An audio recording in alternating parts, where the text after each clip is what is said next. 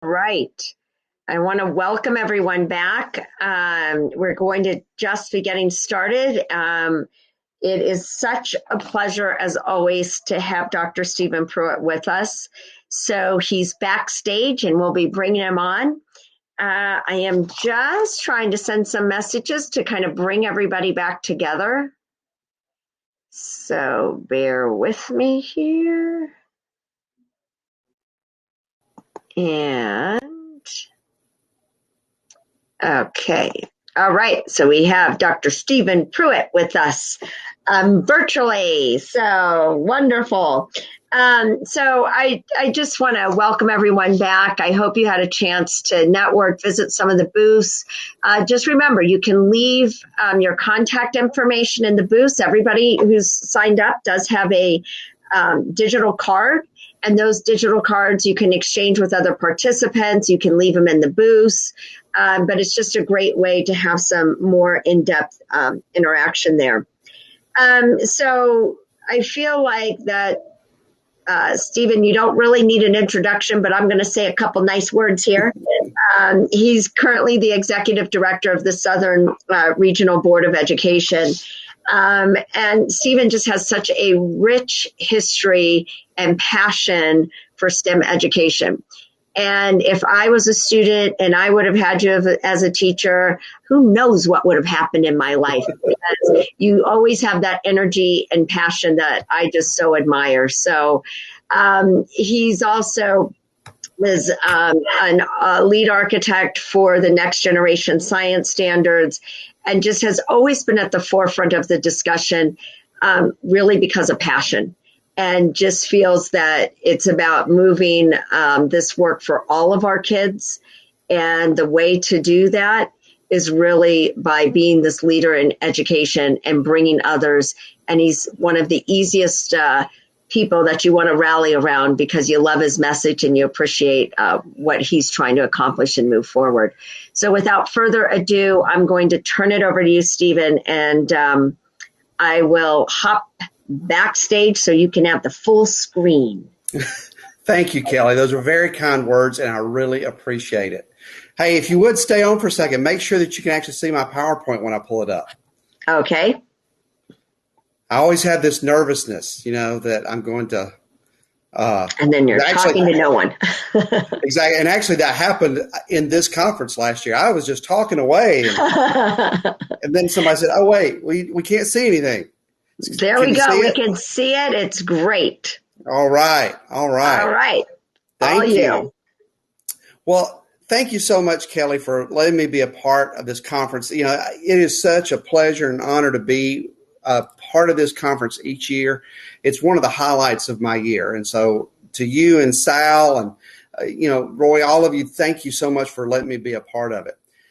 So my job is kind of an interesting one. The SREB, just so you kind of have an idea, if you've not heard of us before, we are what's called an interstate compact. And what that means is that we are actually in the legislation of each of our states, and we work to help improve workforce and the economy through education. I've spent quite a bit of time in the world of science and STEM. I'm a high school science teacher, or at least, I will always consider myself one. I was worked and led NGSS and the development there. So STEM and science have always been a part of my fabric. It's not to mean to give up any type of pun here, but it's always been part of my DNA. But part of the reason for that is because of what STEM is for our students. So I want to start by just giving you a little bit of a context here before I jump into this too heavily. STEM is not just a cute word. It's not just a word that people use as a buzzword to try to get more funding. It's not a word or it shouldn't be a word that we use in education to describe just a type of education. In fact, you'll notice not everybody pays attention to this maybe, but I do. I never use periods when I write STEM. It's all about integrating these things into being able to explain phenomena that kids run into on a daily basis and to be able to pursue solutions to problems. And the reality is this isn't just about K-12 education. This is about providing opportunities for our students to be able to pursue their version of the American dream. And the reality is where we're headed in the workforce, our students cannot get there if we don't have a focus on STEM. I'll share a little bit more with you about that in a minute, but I wanted to give you that kind of overview in that context. So first of all, I think at this point, it's probably federal law that you have to say the word unprecedented in each presentation that you do. So I've met that. I can check that box off now. But I don't know about you guys, but I'm sort of tired of us talking about unprecedented. It is, absolutely it is. But it's also time for us to start to pivot. It's been kind of an interesting thing. Science is about change. It's about evolution. I don't know about you guys, but when we first started all this work, I remember the land before Zoom and classrooms going to where we were. It was scary. It was actually horrifying. We thought things were going to just come gobble us up.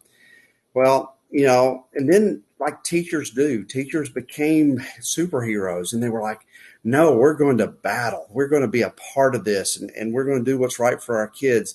And at times we felt that we had to actually join the Avengers to be able to help our students be able to keep up and to be able to be ready for the next level. But, then as time went on, there was this time where I think people started feeling like they were kind of out in space a little bit. They were just kind of floating around.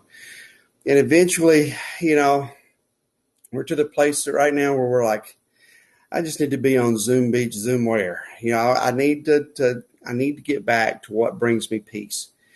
And what we know brings our teachers peace is the ability to be with our students and the ability to support them.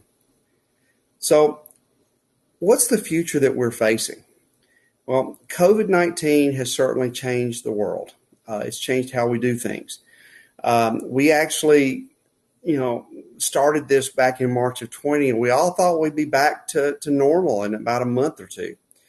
And here we are 16 months later, and things are still just starting to be back to normal. I actually did my first public speech in a long time, well over a year, a couple of weeks ago. I got up to speak, and I pretended I was on mute for the first few seconds because I figured people needed to go, oh, okay, you need to unmute yourself, because we've gotten so used to that. But there are changes in the demands in the workforce that are coming that were coming before COVID. And as I'll share with you in a moment, it actually is a bigger issue because COVID has accelerated our dependence on these things, and it's changed how we're going to have to think about our workforce. And then we'll talk a little bit about the realities of the need for a scientifically literate society. So you have to start by asking yourself, why should science or STEM learning be different today? Well, friends, let me just share with you that, like I said, I was a traditionally trained science teacher. I mainly taught chemistry, but I taught a little physical science, taught a little physics, taught a little bit of everything. We have to start to recognize that the rules of what we have done for a long time have changed. We have to recognize that the work that we do in K-12 education, and frankly in post-secondary education, has got to shift. Learning for the sake of learning has a lot of benefit. I have an undergraduate degree in pure chemistry. I have a master's in education. I have a PhD in a really weird thing, chemistry education. I'm not doing chemistry anymore, but the things I learned in my education allowed me to go to different places in my career. I share that with you because as we're thinking about a new era in education, and people have been talking about this kind of for a long time, but the reality is it's here whether we like it or not. We've got to shift now to start to realize that what we do in K-12 is preparing students for whatever that next thing is.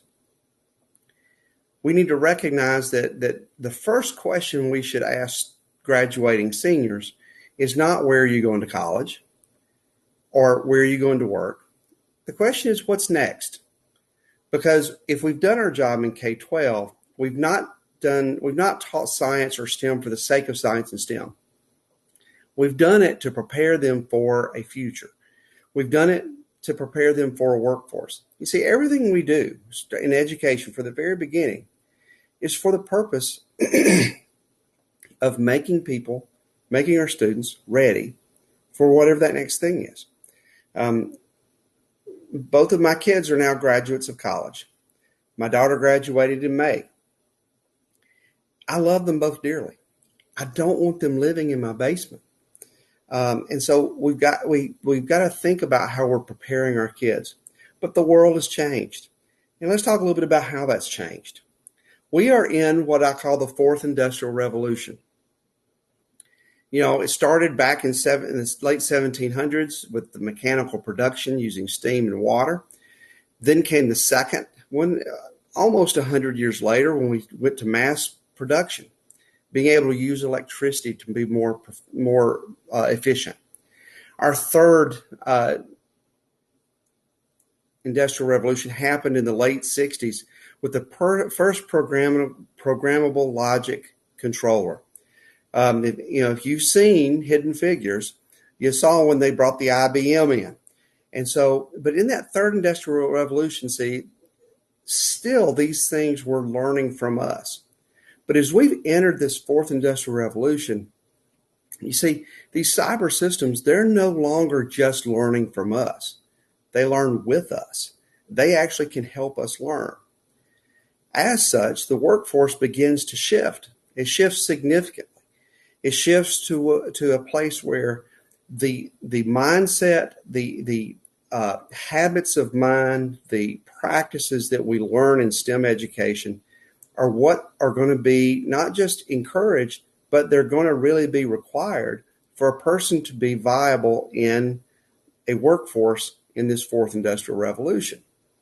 So that means that when we're teaching our science, math, technology, engineering classes, or at best when we're teaching STEM as a whole unit, it's that we realize that these things are leading them to a place where they can be competent, where they can be a part of this career. So here's the thing. There was a time where we thought about STEM as sort of being a little elitist. I've always hated that. Y'all have all heard the story where people say, oh, I'm not good at math, but you don't hear people saying, oh, but I'm not good at reading. Well, science and STEM is even worse. STEM as a whole, there's been this perception that, it's only about white collar professionals. It's doctors and nurses. It's scientists, architects, engineers. But here's the reality. Pretty much most fields are going to rely on STEM in some way. Just this past week on a news segment, I heard that there's a real shortage of carpenters. The building trade has boomed during COVID and certainly right after COVID. But yet they're having trouble finding carpenters. Now, you could make the argument, and it would be justified, that some of it is the fact that they've had to do a better job with salary. But what they pointed out in this news segment is they're actually going to colleges, community colleges and four-year colleges to get people who have understanding of programming and of a technical content side, because the trade of carpentry, certainly electricity, plumbers, mechanics, advanced manufacturing, all of those are becoming so much more reliant on things that we have historically thought of as STEM. So we're having to really significantly shift here. It's not going to be that some people will do STEM. It's going to be that most people do STEM. And that is a significant difference from where we were. Now, I always have to throw this in here. I think this is always important to say that the things that were laid out in a framework for K-12 science education, those don't go out the window. We know that this is the best way for students to learn. We know that if we take science and engineering practices, cross-cutting concepts, and disciplinary core ideas, and we have students combine those things, including with math and technology, then we provide an opportunity for students to be able to look at phenomena that they come across every day and be able to develop their own explanations.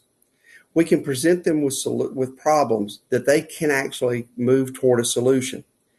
We know that it doesn't work unless you actually mesh these three things together in a way that it's not students doing one thing or another. It's that they're using these three things to move their own learning forward. That's the whole idea behind STEM. But unfortunately, we still made it tend to be a little bit more, well, I'm going to do a science part, and then I'm going to do a technology part, then I'm going to do an engineering part, then I'm going to do a math part. STEM integrated, and those of you who have been at this conference before and you've heard me speak before, you know integrated STEM is a big deal for me. And it's because we know from research. We know that inquiry was a great thing and is a great thing. But we also know that when they were separate in the standards, when they were separate, when there was the scientific method is the first chapter of the book, it was taught separately and it wasn't integrated properly into the rest of the things. And so it's really important that these things come together, and the same can be said for STEM. Now, let's talk a little bit about the realities of where we are and why this is actually, we're getting pretty close to this being mission critical at this point. We are facing a reality that people who are currently in the workforce, that are in the 25 to 35 to 40 age range, who have high school diplomas and GEDs. Before COVID, they thought the world was good. They were making good money. Things were good. Well, then COVID hit. Those, just like in the Great Recession, those were the jobs and those were the individuals who lost those jobs first. Now, the reality is, everybody's heard business moves at the speed of light. Well, that's not just a nice catchphrase. That's a reality. And if we don't recognize that as we are preparing students, what we actually realize is that we're preparing kids for jobs that simply won't exist anymore. I've heard many times people talk about, we're preparing kids for jobs we don't even know about yet. That's true. But we actually have jobs out there that we know exist, and we're not preparing them for those either. Or we're preparing them for jobs that simply we know won't be there in the future. Let me give you some examples. So before the pandemic,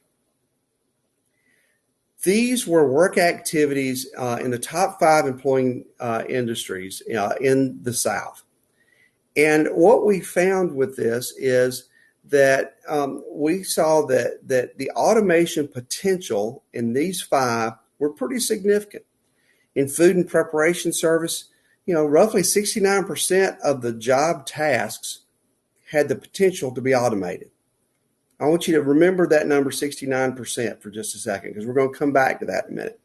But sales was 42, office and administrative was 64, production was 86, and transportation was 61. So pre-pandemic, we already were seeing that by 2030, the job market was going to change so significantly. We were going to have in the South alone, potentially 18 million unemployable adults. Now, folks, that's not unemployed. That's unemployable, meaning that they couldn't actually get a job because they don't have the skills to be there. Now, this is the scary part. In our work, we do a lot of review of different groups. And what we found as we reviewed the literature of how things were being evaluated in the business world, the pandemic actually advanced the consumer and business digital adoption by an estimated 5 years in just 8 weeks. So in the 8 weeks that most of us were shut down, business had to find a way to exist, which means they had to find new ways to get their product done, to get their product out to the world. Well, what that did was that accelerated digital adoption. They're and here's the thing. Once you go there, you don't go back.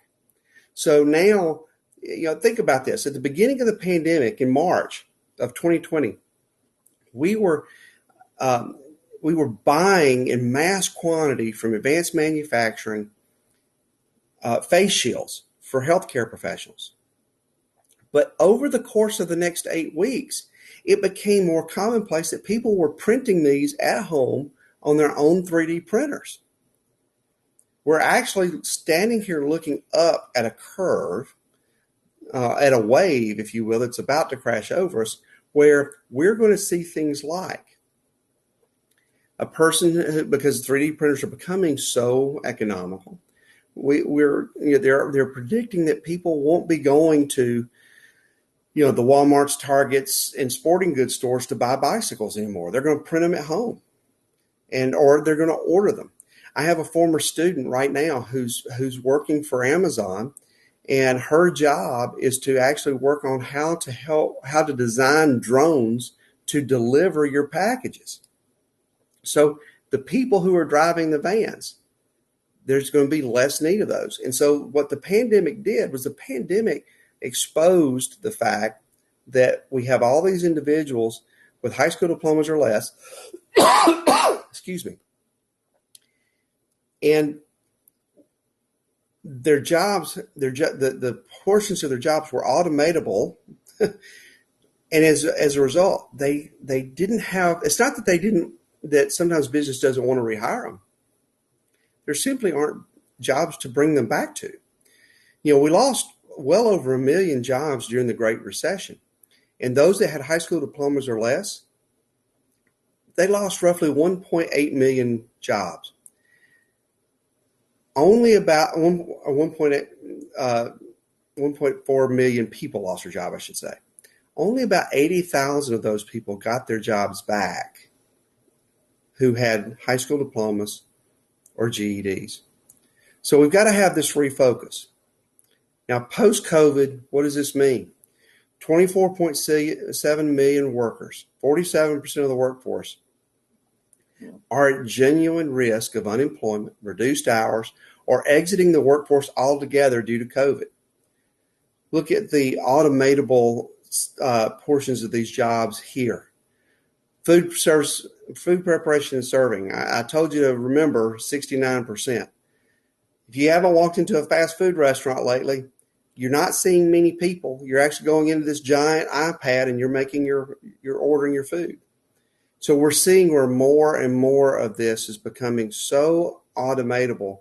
It's making it more and more of a challenge for people who have low education to be able to be employed in the career. Now, at this point, some of you may be going, Stephen, why aren't you telling us all this about the workforce? We're here to talk about STEM education. Well, friends, what I'm here to tell you is if we don't recognize that education has a role in playing here, and that teaching science just for the sake of science or teaching STEM for the sake of STEM and not making connections for kids, that they see that what they're doing actually does lead to a career, we're going to come under more and more pressure, more and more fodder for people who do not see a need in education. And we're kind of feeding that. But when we see this is why I feel like it's so important to share this with you, especially at a conference like this one. When we think about STEM, yes, we need to think about how we teach it. Yes, we need to think about the instruction. Yes, we need to think about the quality of the teacher and how we're delivering it. But we got to think about the purpose. To what end? One of my favorite shows right now is Blue Bloods. And I can't tell you how many times an episode they say, but to what end? Well, to what end is the American dream for kids, for us?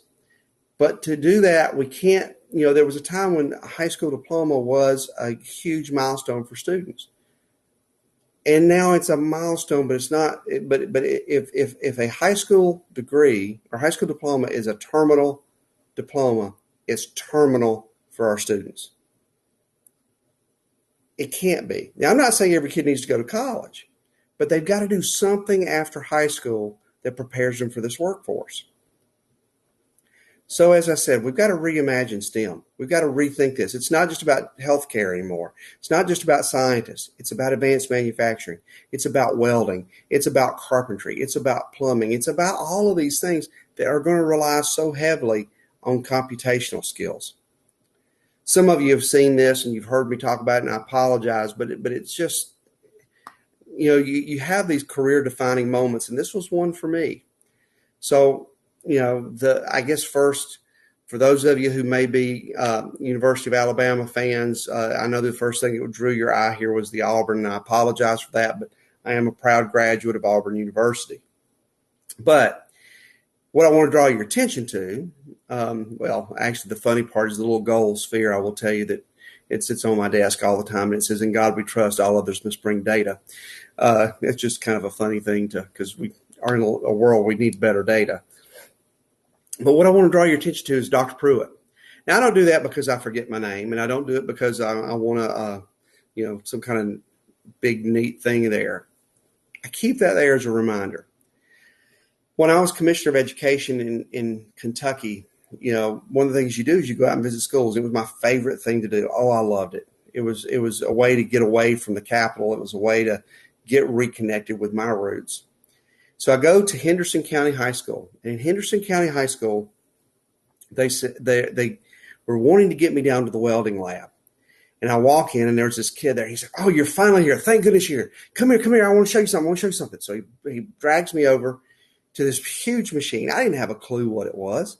He said, "Push this button." And I was like, "Dude, I'm from the South. Do you know how many jokes start that way?" We had a good laugh. And he said, "No, really, push it." So I pushed it. And what it was a plasma welder. And he had designed it to cut what you see into this large piece of metal. So I started talking to him, and I'm like, "So tell me a little bit about this. What is this like to do this? And how hard is it, frankly?" So he said, "Well, the first thing you got to do is you got to decide, what type of metal you want to use. And in this case, I wanted to give you something that you could keep and that would last a long time." So he starts talking about the properties of the metal. So the science brain in me goes, "Oh, structure and properties of matter." He said, "But what takes the longest is I have to code the machine." "Oh, code. We're coding. So there's some technology there." He said, "Yeah." He said, "And so I have to design this, and I have to calculate the angles. I have to calculate the spacing, and he starts going into the actual calculations. And I'm like, "Okay, well, here's math, and I said, "Well, gosh, your science and math teachers must love you because you're able to talk about real applications of these things." And he looked at me dead in my eye and said, "Math. I hate math. I'm not very good at it." I said, "Dude, you just explained trigonometry to me." He said, "No, I did what I needed to do to make this piece." And I was speechless because we had not done for this child what we needed to do in math and science to help him see that the things he was learning there were applicable to the thing he loved. When at the end of the day, when you're talking about plasma welding, may not be engineering in terms of, you're designing a huge solution to a problem, but you are developing these pieces that fit into a larger scheme. And so it really resonated with me, and it kind of really reset my thinking that maybe we need to rethink how we're approaching education. Maybe we need to rethink that for when students are being in our classrooms, yes, they need to have high rigor science and understand, especially in the way we are at SREB, we are a strong believer in career pathways. I'm going to share a little bit about that in a minute. But it's not about the skills alone in a career pathway. It's about rigorous content combined with the ability to use that content through these skills that make a student that when they graduate, when they get through their post-secondary program, whether that's at a community college or some type of industry training or through four-year university, that they are able to transcend the career that they started in and be able to move around to other careers because they've learned how to learn, and they've learned that there's a purpose in what they're learning. See, a lot of people think that the way I'm talking about this, we think that, the old days where we thought that robots are going to kick humans out of the workforce. And folks, that's not the case. Robots aren't going to replace us. They're going to create more jobs.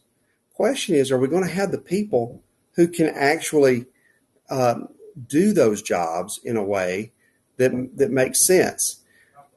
Excuse me for just a second. I've got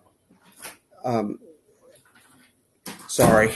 I'm actually at a conference and I'm in a hotel room doing the presentation, and housekeeping decided to come by. So anyway, what I was saying was that when we do this, we've got to recognize that there's more jobs that are going to be out there and available. But if we don't reset how we're thinking about our education, we're not going to have the people who can take those jobs. So when we think about this, one of the things that we did at SREB is we brought together groups to start thinking about how can we get students more experience in K-12 or specifically in high school so that they are either ready to go into the workforce or they have at least a better perspective of what the workforce is like. My daughter just graduated. One of the biggest challenges that she's finding as she's searching for a job is usually a requirement that requires 3 to 5 years of experience. What that basically tells people is if you're a fresh graduate, don't apply here. Now she graduated with political science. She got some experiences in college that a lot of kids don't get. She got to work with the House of Representatives. She got to work on a campaign. She got to work with School Boards Association as an intern. But a lot of our students aren't getting that. We can start dealing with work-based learning in K-12 or in high school so that students have a better understanding of what it is to be in the workforce and make better decisions so that when they go into post-secondary, they can choose what they need in a way that doesn't put them into more in debt, or if it does put them in debt, they at least know what they're getting into. So for us, we think about, this idea that there's this kind of 3-pronged approach here. We've got to have quality career pathways. We've got to have work-based learning. We've got to have equity. Now, some of you may be going, oh, he's about to talk about career pathways. He's a sellout. He's not wanting to talk about science anymore. No, that's not true at all. Think about what I said. You've got to have the content. You've got to have the rigorous coursework. But why can't we start to help kids see a future of where they're going? Why can't we use computer science, for instance? Why can't we blend a computer science pathway in career tech ed with AP computer science principles to let them actually experience this in a deeper way? Why can't we have kids that are interested in science take their AP science courses but create a pathway around research? Why can't we have a greater focus on career and technical education that gives them opportunities and actually requires them to learn the content they need to do really well, but also allow access to 3rd and 4th year courses? So we've got to change how we're going to look at this vision. So some recommendations that we have is, and we brought together what we call a commission. These were people from across our 16 states and said, how can we do a better job with this? Well, first of all, there are things around process. We've got to do a better job of engaging business and industry leaders in forging and strengthening a regional industry sector partnership in support of education. Now, what that means is that we have to bring industry in. We can't be afraid to bring them in. But y'all, this is hard because we don't speak the same language. It takes time. But there's a process around it that's necessary. We need to prioritize state resources to help develop career pathways in critical industry sectors as identified by regional business partnerships. Now, on the education side, this is where we're going to have to really help, especially on the STEM side. Because on a business perspective, a lot of times they just want people to come do the work. We need to help them see that actually here's the role that STEM education plays. We need to think about supportive policies of this. Having a business-friendly statewide policy and work-based learning that really promotes a continuum of experiences that really begins in middle grades. I'm not saying they have to pick a major in middle school. What I'm saying is they need to start to understand what all their options are out there. And then they need to provide policy solutions for workman's comp. A lot of industry does not want their kids in their facilities because of workman's comp and liability. In Kentucky, for instance, what we did is we did a statewide uh, uh, contract with ADECO. ADECO would hire our students in work-based learning and place them in these areas so that ADECO was taking that, not the actual industry. It helped increase our work-based learning probably tenfold. We've got to do a better job of funding and how to braid those together between federal, state, local, and philanthropic. We need to provide incentives for employers to allow for this work-based learning. And then we need some tools and mechanisms. In schools, we've got to do a better job of creating simulated workplace. And we need to really designate a state agency or a council to work with employers and secondary, post-secondary agencies to really bring together these industry certifications that matter. We call them credentials of value.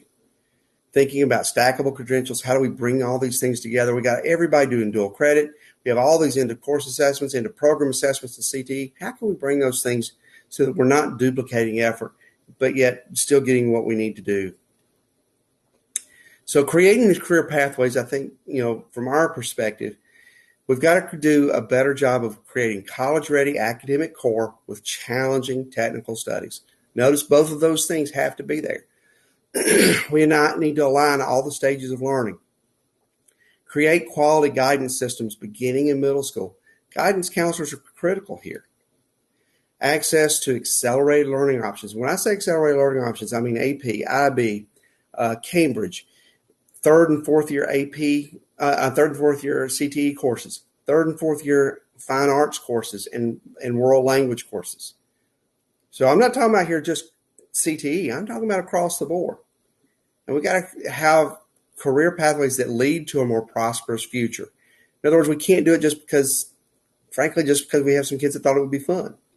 We've got to have an eye toward, or at least if we are going to offer that, we need to offer other things that are going to really help drive students toward things that they have aptitude for and that they want to do, but they can also make a living doing.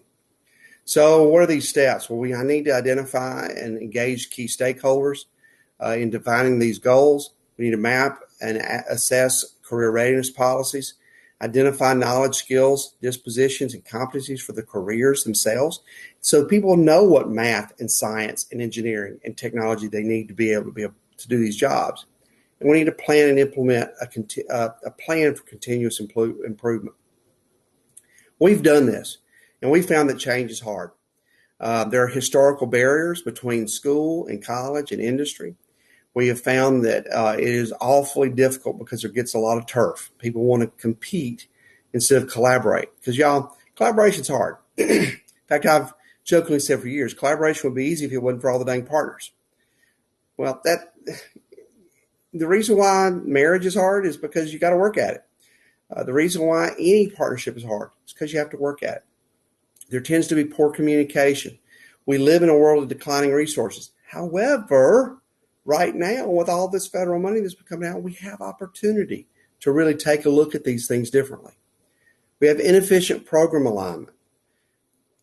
Time is really an enemy. I mean, this really is a 12-month process. This isn't something you can sit down and crank out in a couple of weekends. It's something that you got to have people committed to. And then you got to just really be persistent. And the real challenge is, how do we provide more of these young people with an education that connects the classroom with the workplace and prepares them to succeed in post-secondary and in-demand careers? The solution is kind of simple. Well, simple in terms of we can say it. But you know what? Education is not rocket science, because rocket science is actually easier. You can predict a lot about what a rocket's going to do. When you're dealing with humans, whole other issue.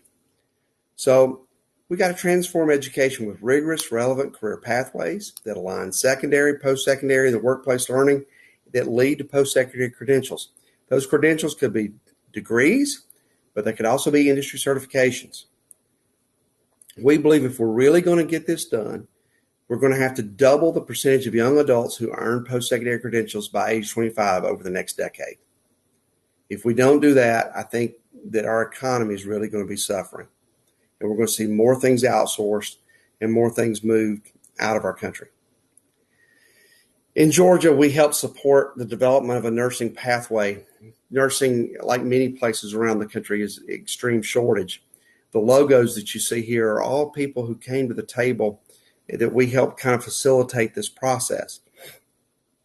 And in doing this, it was key to have our K-12 partners. It was key to have our post-secondary partners, our state level folks, because folks, there's a little turf going on when you get into these things. But here's the key. We had Wellstar. You see that they're third down on the left. Wellstar is the biggest healthcare provider in Georgia. They were at every meeting. They held everybody accountable. Sometimes there's a little waffling about, well, maybe we don't want to have all that transfer credit. Wellstar promised that any student who goes through these programs at any level will be guaranteed an interview. Now, they weren't willing to guarantee a job for good reason, but any student who starts in high school, and whether they finish in high school or whether they finish in community college or they finish in 4-year, they are guaranteed an interview with Wellstar. That's a pretty big carrot when it comes to this kind of work. So the outcome of this is we have these 3 districts in North Georgia that in high school, students start their program. They're taking their biologies, they're taking their chemistries, they're taking their math through Algebra 2. They're doing all those college-ready aspects, but they're taking also dual enrollment or dual credit. They're taking their nursing prerequisite. At the end of high school, they're going to have 26 hours of dual credit. They have a certified nursing assistant credential. Here's the key. In working, because we had the Board of Regents and the Technical College System of Georgia at the table, and maybe a little bit because we had a state senator who said, you need to do this or I'm going to make you. Every one of those credits transfer to those colleges. Every one of them. There's no question. And they all go toward a degree. They can't say, oh, yeah, we'll count those for gen ed. They all go to the degree. Now, if a student gets into college and they decide, I don't want to do nursing anymore, they still count, but they may not count toward the major. So all of that work then goes to the technical college. Technical college, they can now pursue an LPN diploma, and they can get their associate's degree to become an RN. Now, a student can choose to stop after high school. Most figure out pretty quickly that it's hard to make a good living there. They now can go to technical college. They can get this degree. They can choose to stop. Or they can go on to university. All of the credits transfer at each level. It's aligned completely. So at the university, students get through 42 credit hours, get their Bachelor's of Science in Nursing. They are fully registered BSN, and they've done it a year earlier than they would have if they'd gone a traditional route. There's not there's not a biology for nursing or a chemistry for nursing. There's biology, there's chemistry, there's Algebra 2, there's pre-calculus, all of those courses, but it's focused on a STEM career pathway. So you see, COVID-19, what it's done is where we thought we had until 2030 to make some of these changes, it's now become the next exit. So the change in philosophy that we have to have is we need to develop a system of off-ramps, not a system of on-ramps. Not where kids are stuck in an HOV lane, but they have the opportunity to make their own decisions and know where they're headed. I'm just kind of throwing this in as a side note. For those of you who are teaching science and math and so forth, we actually are, SREB developed a set of powerful science instructional practices that are meant to aid and help you as you develop your own instruction. I'm not going to go over this because I think I've shared this with some of you before, but these are practices that help you think through how would I develop a unit in STEM, in science, that actually pursues an engineering solution. And you can actually access that at the website below. If you have any questions, certainly we are happy to take those. Now, folks, I've come to the end of my presentation, but I want to leave you with a couple of parting thoughts. First of all, I want you to realize that I've talked a lot about content. I've talked a lot about the need for quality content and for quality skills. At SREB, we talk about unfinished learning. A lot of people talk about learning loss. I don't know how you lose what you didn't have, so we call it unfinished learning. I also call it that because we've had unfinished learning for a long time. I believe one of the speakers has already talked about that today. The difference is this has exposed our whole education system to recognize that now everybody's had unfinished learning. So what do we do about that? I actually had a panel that we did for our conference that if you're interested, I can send people the link.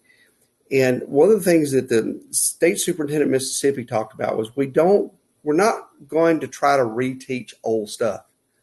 We're going to accelerate. We're going to teach this year's stuff, but we're going to recognize where kids are and bring them up.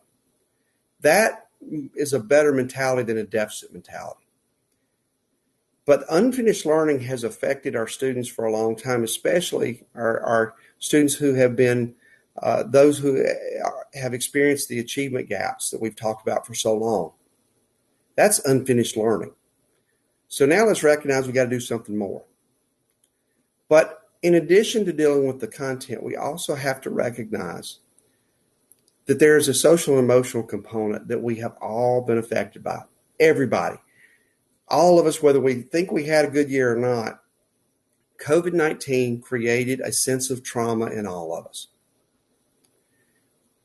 We need to make a commitment as a profession and as a group of people committed to STEM education that we will not have any invisible students in our classrooms. And we had invisibles before. We had students who were invisible in our schools, or at least they felt invisible to the schools and to the system itself. But no time more than now is necessary for us to recognize that each child needs their name called by an adult 7 times a day. That each child needs to know that they are important and that they are valued. This is something that we have to work on because there's a lot going on. But I'm going to give you 7 really quick tips. The first thing is if we seek them. In other words, it's easy to talk to the kids that walk in the room and they say, hey, Coach Pruitt, hey, seek the ones that maybe aren't the most engaged and make them engage with you. My wife and my son are both teachers, and what both of them have shared with me, what I've heard from across the South, is the biggest challenge coming back from a year of Zoom is engagement. You've got to seek the students. Second thing, you got to encourage them. You got to help them get back into a place that you say, I know you can do it. I know you can do it. I'm going to help you do it. You have to expect them. Now you say, well, what's the difference in encourage and expect? Well, encourage means I'm there and I'm going to somewhat be a little bit of a cheerleader to help you get there. But expect doesn't mean I'm going to lower my expectations while you're getting there. If you don't expect them to excel, they won't. If you don't expect them to meet a standard, they won't. And you're not doing them any favors by doing that. You have to actually talk with them. You actually and I don't mean you talk at them. And I don't mean that you simply say good morning. But when you're doing group work, spend a little time talking to them. Go to the cafeteria. Talk to them while they're in line. Talk to them so they know that you care about them. But if you're going to talk to them, you also have to hear them. But not just the words they say, but the words they mean. Hear between the lines as well as what they're saying. You have to embolden them. Now you go, well, Stephen, you've encouraged, you've expected. What does it mean to embolden them? Well, when you embolden somebody, you're giving them permission to be the full person that they can be. You embolden them so that they can now take control of their own destiny. See, when you encourage, you're helping bring them along. When you expect, you're setting the bar. When you're emboldening them, you're telling them you are able to go farther and to do greater things than you've ever thought you could. and you've got to mentor them through this. Kids got to have somebody, and for that matter, adults need somebody that's going to walk with them through this journey. And see, if we do these things and we bring these things together, what happens is we do actually see them, and no longer are they invisible.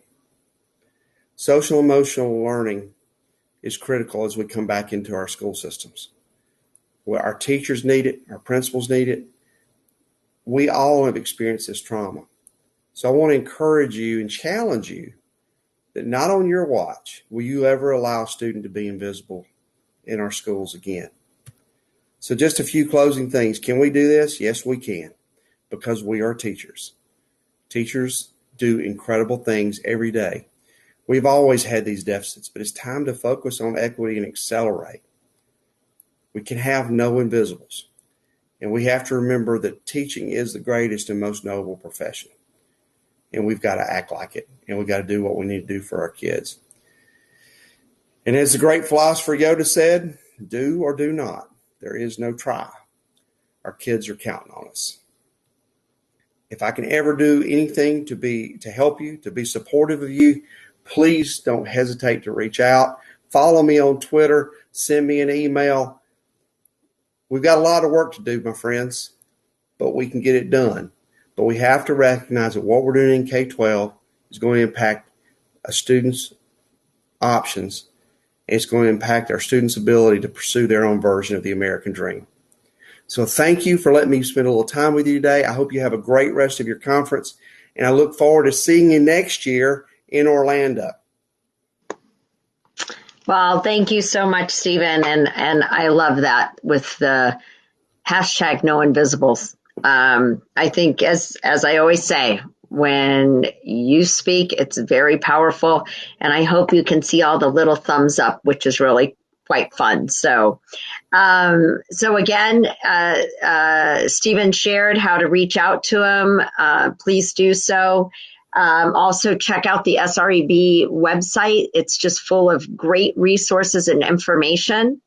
And then at this time, we are now going to move from Stephen, and we're going to go over to NASA.